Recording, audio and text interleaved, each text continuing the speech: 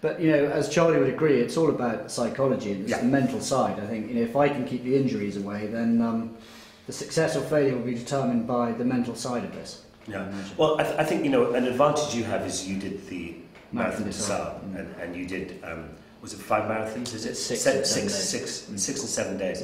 So you understand what the process is. So the fear of not knowing isn't there so much. So that's a big plus. I mean, the other plus is to that week or 2 weeks before you start is to rest. Is don't train and don't do anything. Put a little bit of weight on, and so that, you know, because you will lose weight. So and that's the key, and to be relaxed about it. Yeah.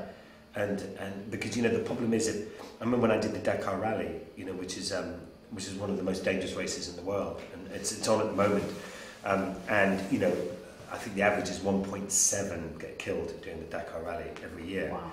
And it's punishing. You know, you leave at 4 or 5 in the morning, you finish at midnight, 1 o'clock in the morning. So, you know, and you're going over terrain that's you know, you would walk over. Yeah.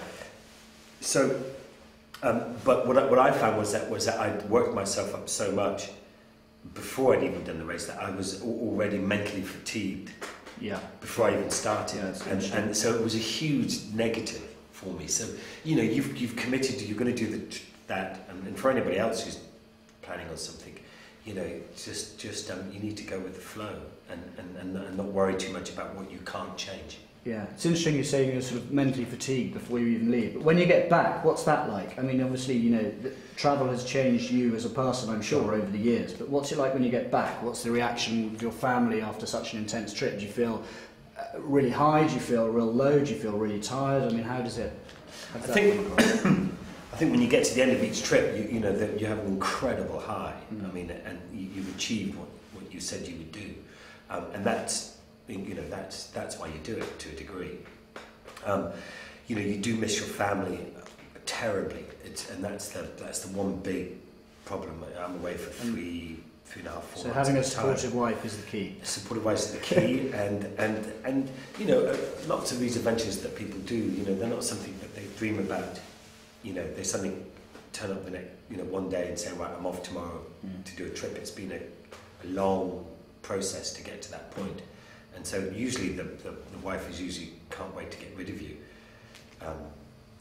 By the time you just go, you know, and then joining up with your family afterwards is fantastic. I always found it very easy to slip back into society. Is it an anticlimax after a few weeks being back? Not really, no. I mean, I'm always, you know, if you're away for a long period of time, it's just lovely to be home. Yeah. And it's lovely to see friends. Have a shower, sleep in your own bed. That's the one big thing I always love is, and then staying in one place for more than 2 nights is because when you're travelling and that's tiring, for 3.5 months in time, almost every single day you're somewhere new.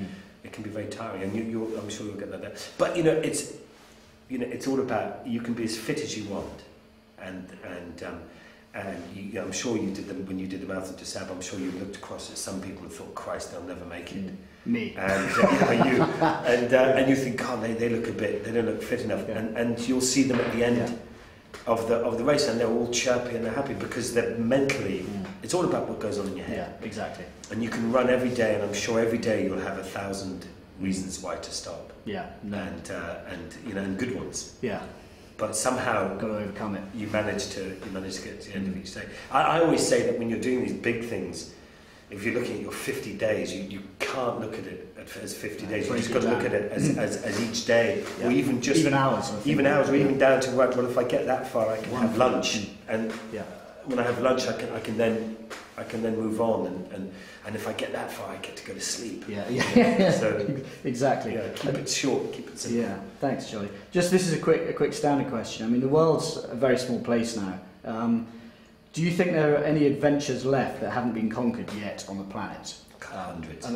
So are you always thinking about the next challenge for you that hasn't been done before? Or? Yeah, I mean, I think you know, it's very difficult to find anything that hasn't been done before, and it's, I suppose, in many ways, it's how you approach it and what your spin is. You know, at Izzard has done what you've done and stuff like that, he becomes an inspiration for other people to do it, and then they do their bit, and it's different because every person is different. Every person does it for the different reasons, and every person chooses their route and why they want to do it, and it's very personal to them, and that's what's important. What's important is the person and the people that you meet along the way, and the support, and you'll get great support, and people will come out and cheer you on, and it'll be, and Twitter's interesting. You can tell people on Twitter where you are and say, come out and meet me, and people will come out. It's a whole new culture, the Twitter thing, so I need to get my head around that completely.